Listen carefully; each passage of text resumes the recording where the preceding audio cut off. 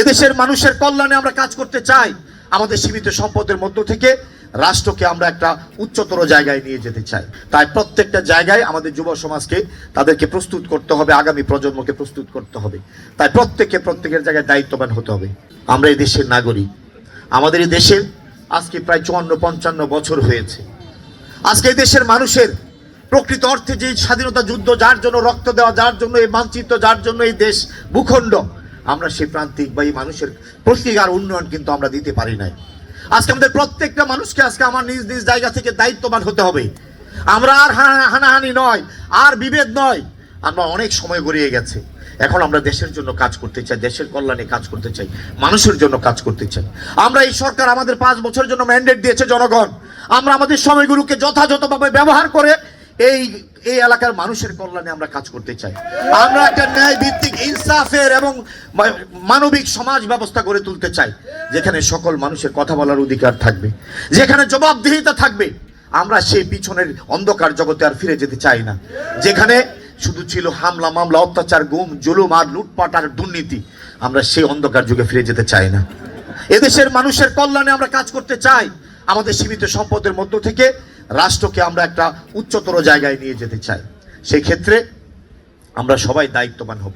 আমাদের মধ্যে সততা আনতে হবে, দুর্নীতিকে আমাদেরকে একদম দূরে থাকতে হবে, মাদককে না বলতে হবে। আমাদের যুব সমাজকে মাদকে ধ্বংস হয়ে যাচ্ছে।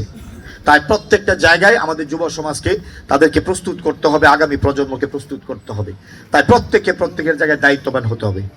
আমরা যারা সরকারি কর্মকর্তা কর্মচারী আছি, রাজনীতিবিদরা আছি, আমরা যদি সঠিক হই, আমরা যদি মনে করি যে হ্যাঁ আমরা আমাদের এলাকার মানুষকে ন্যায় এবং ইনসাফ দেব, মনে করি যে এখানে কোনো শক্তি নাই যে আমাদের এই সমাজকে ধ্বংস করবে, সমাজকে কলুষিত করবে। আজকে আমাদেরকে একটা টিম ওয়ার্ক হিসেবে কাজ করতে হবে। আমি মনে করি কিশোরগঞ্জ বাংলাদেশের মধ্যে একটা অন্যতম জেলা, যেখানে আন্দোলন সংগ্রামে, যেখানে ঐতিহ্যে, সংস্কৃতিতে, সবকিছুতে এই কিশোরগঞ্জের একটা ইতিহাস আছে। সেই কিশোরগঞ্জকে আমরা অতীতে অনেক বড় জায়গায় নিয়ে যেতে পারতাম, কিন্তু আজকে আমরা সেই জায়গায় নিতে পারিনি।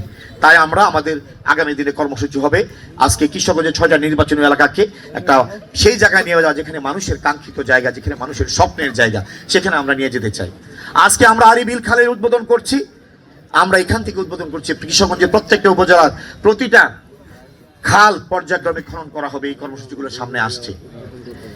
1979 সালের নিতিঙ্গা এবং পাগলা দুটি খাল এই নিকলিতে খনন করা হয়েছিল।